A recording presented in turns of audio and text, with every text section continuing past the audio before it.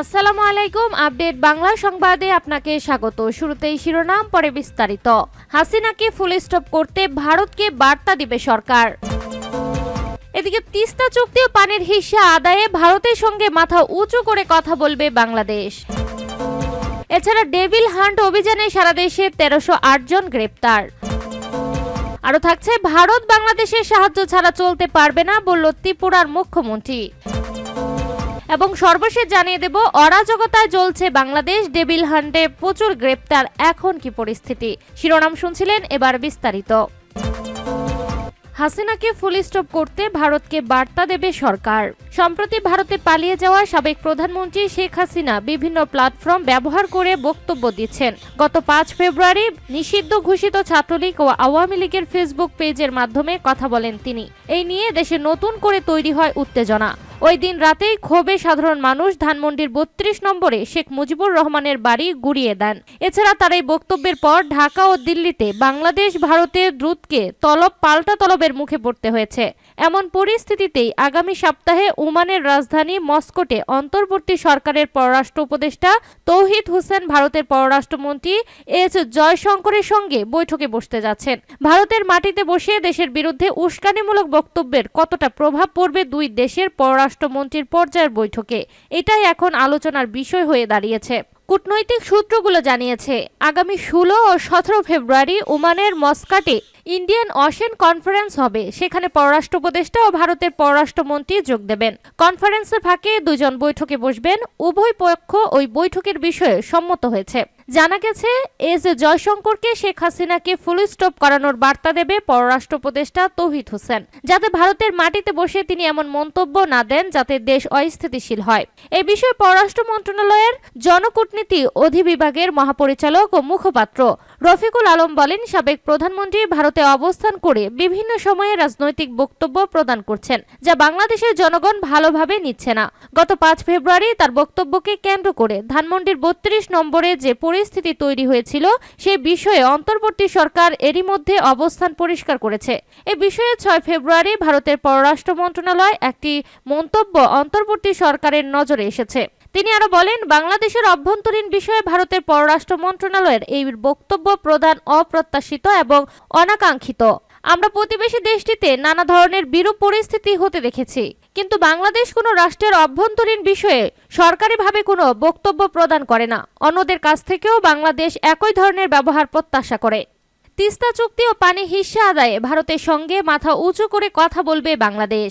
স্থানীয় সরকার, পল্লী উন্নয়ন ও সমবায়, যুব ও ক্রীড়া উপদেষ্টা আসিফ মাহমুদ সজীব ভুইয়া বলেছেন, অন্তর্বর্তীকালীন সরকার পররাষ্ট্র নীতির ক্ষেত্রে শির উঁচু করে দাঁড়িয়েছে।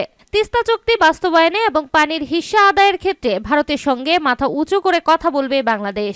আসিফ মাহমুদ বলেন, আন্তর্জাতিক পানি আইনের ভিত্তিতে কূটনৈতিক চাপ সৃষ্টি করা হবে যাতে ভারত বাধ্য হয় চুক্তিতে স্বাক্ষর করতে। 2011 সাল থেকে বাংলাদেশ তিস্তার পানির ন্যায্য হিস্সা আদায়ের জন্য একটি খসড়া নিয়ে ঘুরছে। তবে বিগত ফ্যাসিবাদী সরকার ভারতকে শুধু ছবি তোলার সুযোগ দিয়েছে, কিন্তু তিস্তার ব্যাপারে কোনো কার্যকরী পদক্ষেপ নেয়নি। তিনি আরো বলেন, পতিত হাসিনা সরকারের নতজানু পররাষ্ট্র নীতির কারণে তারা ভারতের কাছে কিছুই আদায় করতে পারেনি। এ সময় উত্তরবঙ্গের যোগাযোগ ব্যবস্থার উন্নয়ন নিশ্চিত করতে বিশেষ বরাদ্দ দেওয়া এবং কৃষকদের ন্যায্য মূল্য নিশ্চিত করতে কোল্ড স্টোরেজ স্থাপনের উদ্যোগ নেওয়া হবে বলেও জানান তিনি। এছাড়া তিস্তা নদী নিয়ে স্থানীয় জনগণের উদ্বেগ ও চাহিদা শোনা যায়, যেখানে তারা বর্তমান সরকারের আমলে এই মহাপরিকল্পনা বাস্তবায়নের দাবি জানান। ডেভিল হান্ট অভিযানে সারা দেশে 1308 জন গ্রেপ্তার। অপারেশন ডেভিল হান্ট পরিচালনা করে সারা দেশে এখন পর্যন্ত 1308 জনকে গ্রেপ্তার করা হয়েছে। জানা গেছে, শনিবার রাত থেকে রোববার দুপুর পর্যন্ত সারা দেশে গ্রেপ্তার হওয়া 1308 জনের মধ্যে মহানগর এলাকার 274 জন এবং রেঞ্জের 1034 জন রয়েছে। এর আগে গাজীপুরে বৈষম্য বিরোধী ছাত্র আন্দোলনের শিক্ষার্থীদের উপর হামলা, আইন শৃঙ্খলা পরিস্থিতি স্বাভাবিক রাখার লক্ষ্যে ও সন্ত্রাসীদের আইনের আওতায় আনতে সারা দেশে অপারেশন ডেভিল হান্ট নামে একটি বিশেষ অভিযান শুরু হয়েছে যৌথ বাহিনীর। স্বরাষ্ট্র মন্ত্রণালয় থেকে পাঠানো এক বিজ্ঞপ্তিতে জানানো হয়, গাজীপুরে ছাত্র জনতার উপর সন্ত্রাসী আক্রমণের ঘটনায় স্বরাষ্ট্র মন্ত্রণালয়ে আইন শৃঙ্খলা রক্ষাকারী বাহিনীগুলোর সমন্বয়ে একটি সভা অনুষ্ঠিত অনুষ্ঠিত হয়। সভায় সংশ্লিষ্ট এলাকার আইনশৃঙ্খলা পরিস্থিতি স্বাভাবিক রাখার লক্ষ্যে ও সন্ত্রাসীদের আইনের আওতায় আনতে যৌথ বাহিনীর সমন্বয়ে অপারেশন ডেভিল হান্ট পরিচালনার সিদ্ধান্ত হয়েছে। উল্লেখ্য, শুক্রবার গভীর রাতে গাজীপুরের সাবেক মুক্তিযুদ্ধ বিষয়ক মন্ত্রী আকম মোজাম্মেল হকের বাড়িতে হামলা ও ভাঙচুরের ঘটনার নাটক সাজিয়ে বৈষম্য বিরোধী ছাত্র আন্দোলনের নেতাকর্মীদের ডেকে নিয়ে হত্যার চেষ্টা করে নিষিদ্ধ ঘোষিত ছাত্রলীগের নেতাকর্মীরা। অভিযোগ রয়েছে, এই সময় তাদের সঙ্গে যুবলীগ ও স্থানীয় আওয়ামী লীগের নেতাকর্মীরাও অংশ নেন। ভারত বাংলাদেশের সাহায্য ছাড়া চলতে পারবে না বলল ত্রিপুরার মুখ্যমন্ত্রী। ভারতের সুর এবার নরম হচ্ছে। আগরতলায় এক সংবাদ সম্মেলনে তা ফুটিয়ে তুলেছে দেশটির ত্রিপুরা রাজ্যের মুখ্যমন্ত্রী মানিক সাহা। এর আগে অবশ্য হিন্দুত্ববাদী সংগঠন হিন্দু সংঘর্ষ সমিতি ত্রিপুরার আগরতলায় বাংলাদেশ সহকারী হাই কমিশনের ভিসা ও কনসুলার প্রাঙ্গণে ঢুকে হামলা চালায়। ওই সময় তারা বাংলাদেশের জাতীয় পতাকাও অবমাননা করে। এই হামলায় তাৎক্ষণিক কোনো ব্যবস্থা নিতে দেখা যায়নি রাজ্য সরকারকে। এতে বাংলাদেশ এবং ভারতের মধ্যে দূরত্ব সৃষ্টি হয়।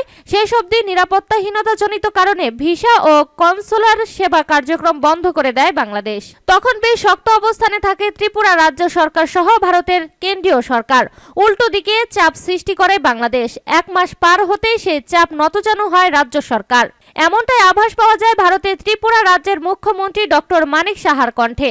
ইন্ডিয়ান এক্সপ্রেস জানায়, শনিবার 8 ফেব্রুয়ারি আগরতলায় এক সংবাদ সম্মেলনে মুখ্যমন্ত্রী মানিক সাহা বলেছেন, ভারত ও বাংলাদেশ কেউ কারো সাহায্য ছাড়া চলতে পারবে না। আমরা ইতিমধ্যে বিশেষ অর্থনৈতিক অঞ্চল গঠন করেছি এবং মৈত্রী সেতু নির্মাণ সম্পূর্ণ হয়েছে উল্লেখ করে তিনি বলেন, আগরতলা ও বাংলাদেশের আখাউড়ার মধ্যে রেল যোগাযোগও স্থাপিত হয়েছে। তিনি জানান, সবকিছুর প্রস্তুত, তবে সাম্প্রতিক কিছু সমস্যার কারণে কার্যক্রম শুরু করা যায়নি।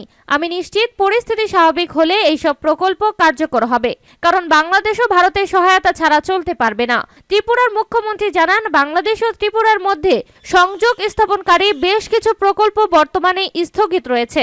বিশেষ করে ফেনী নদীর উপর নির্মিত মৈত্রী সেতু সম্পূর্ণ প্রস্তুত থাকলেও এখনো ব্যবহার করা সম্ভব হয়নি। 2021 সালে উদ্বোধন করা ওই সেতুটি দ্বিপক্ষীয় পণ্য পরিবহনের জন্য গুরুত্বপূর্ণ ভূমিকা রাখবে।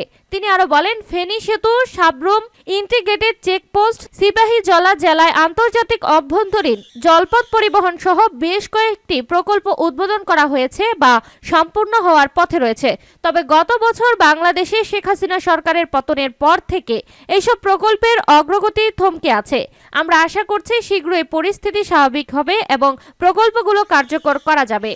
অরাজকতায় চলছে বাংলাদেশ, ডেভিল হান্টে প্রচুর গ্রেপ্তার। এখন কি পরিস্থিতি? শেখ মুজিবুর রহমানের বাসভবন ভাঙার ঘটনাকে দেশের অভ্যন্তরীণ বিষয় বলে অভিহিত করল বাংলাদেশের অন্তর্বর্তীকালীন সরকার। রবিবার অন্তর্বর্তীকালীন সরকার বলেছে যে এই ঘটনায় ভারতের মন্তব্য অপ্রত্যাশিত এবং অনুপযুক্ত।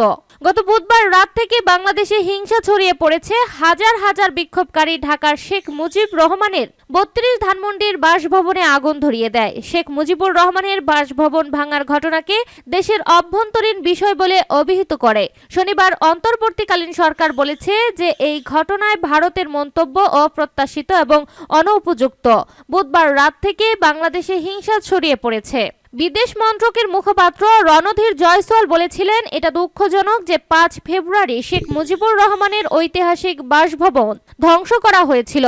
বাসভবনটি দখলদারিত্ব ও নিপীড়নের বিরুদ্ধে বাংলাদেশের জনগণের বীরত্বপূর্ণ প্রতিরোধের প্রতীক ছিল, যারা বাঙালি পরিচয় এবং গর্বকে অনুপ্রাণিত করে, স্বাধীনতা সংগ্রামকে মূল্য দেয় না। সকলেই বাংলাদেশের জাতীয় চেতনায় এই বাসভবনের তাৎপর্য সম্পর্কে অবগত।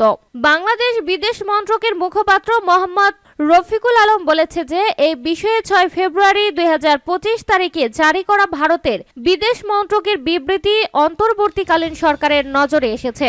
বাংলাদেশের অভ্যন্তরীণ বিষয় নিয়ে ভারতের বিদেশ মন্ত্রকের এই ধরনের মন্তব্য অনুপযুক্ত। তিনি বলেন, বাংলাদেশ কোনো রাষ্ট্রের অভ্যন্তরীণ বিষয়ে অনানুষ্ঠানিকভাবে মন্তব্য করে না এবং অন্যান্য দেশের কাছ থেকেও এরকম আচরণ আশা করে।